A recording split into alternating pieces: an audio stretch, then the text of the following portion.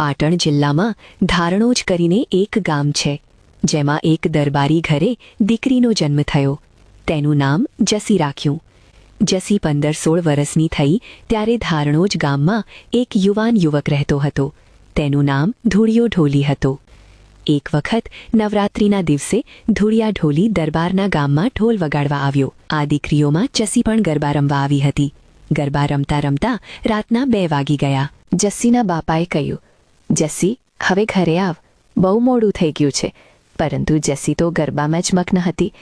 4 વાગ્યે જસીની માએ કહ્યું, જો જસી ઘરે ના આવું તો ધૂળિયા ઢોલી સાથે જાઓ. પાર્ટ 2 માટે કોમેન્ટ કરજો, ફોલો કરીને સપોર્ટ કરજો. જય જહુમા. 4 વાગ્યે જસીની માએ કહ્યું, જો જસી ઘરે ના આવું તો ધૂળિયા ઢોલી સાથે જાઓ. સવારે 6 વાગ્યે ધૂળિયા ઢોલી પોતાના ગામ ધારણોજ તરફ નીકળ્યો. થોડું આગળ જઈને પાછળ જોયું તો જસી તેની પાછળ ચાલતી આવતી હતી. ધૂળિયા ઢોલીએ પૂછ્યું, બોન જસી, તું મારી પાછળ કેમ આવે છે? જસી બોલી, મારી માએ મને માર્ગ બતાવ્યો છે. ઘરે ના આવું તો ધૂળિયા ઢોલી સાથે જાઓ. ધૂળિયો બોલ્યો, જસી, તું મારી સાથે આવે તેમાં વાંધો નથી, પરંતુ હું જાતે ગરીબ છું અને તું દરબારની દીકરી છે. જસી બોલી, ધૂળિયા, હું ધારણોજ ગામની આંબલીએ આસન વાળું છું. કાલે અહીં નાનું દેરું બનાવજે, અને જો દુનિયામાં ધૂળિયાના ઢોલીનો ડંકો ન વાગે તો મારું નામ જહુ નહીં. પાર્ટ 3 માટે કમેન્ટ કરજો, ફોલો કરીને સપોર્ટ કરજો. જય જહુમા. એક દિવસ ધારણોજ ગામમાં મહાદેવના મંદિર સામે એક કૂતરું મરી ગયું. મંદિરના પૂજારીએ ધૂળિયાને બોલાવવા માણસ મોકલ્યા, પરંતુ ધૂળિયો તેના પરિવાર સાથે બહાર ગામ ગયો હતો. એ સમયે જસીનું જહુ માતાના રૂપમાં જાગૃત થવાનો સમય આવી ગયો.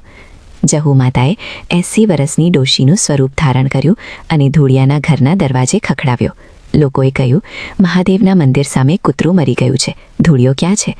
જહુ માતાએ કહ્યું, ધૂળિયો બહાર ગામ ગયો છે. લોકોએ કહ્યું, ધૂળિયો ઘરે નથી તો કૂતરાને ખેંચી લાવો. જહુ માતાએ જવાબ આપ્યો, તમે જાઓ, હું આવું છું. જહુ માતા હાથમાં લાકડી લઈને મંદિર પહોંચ્યા. કૂતરાની પાસે ઊભા રહીને 3 સોટી મારી. ત્રીજી સોટી પડતા જ કૂતરો જીવતો થઈ બેઠો થયો. આ ચમત્કાર જોઈ પૂજારીને સમજાઈ ગયું કે આ કોઈ સામાન્ય સ્ત્રી નથી.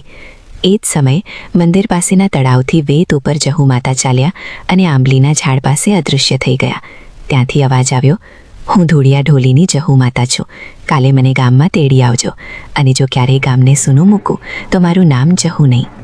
બીજા દિવસે ગામના લોકો ભેગા થઈ જહુ માતાને ગામમાં લાવ્યા. આજની તારીખે પણ જહુ માતા ધારણોજ ગામમાં જાગૃત છે. ગુજરાતના અનેક ગામોમાં જહુ માતાની પૂજા થાય છે. જય જહુમા.